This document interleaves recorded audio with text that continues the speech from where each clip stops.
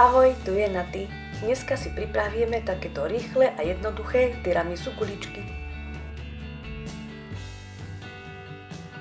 Ako prvé si pripravíme piškóty, ktoré si rozmixujeme.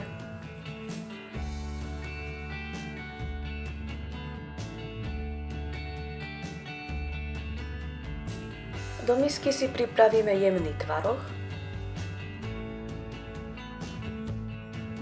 Pridáme instantnú kávu a rozomleté piškóty.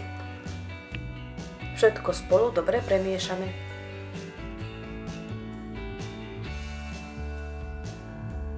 Zo vzniknutej hmoty tvarujeme guličky.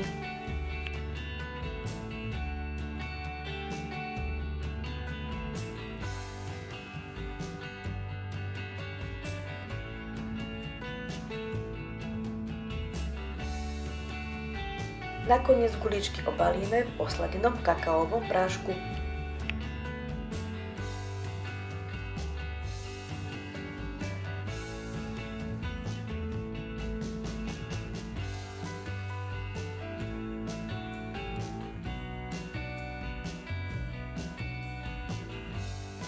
Majte sa krásne a vidíme sa znova čoskoro.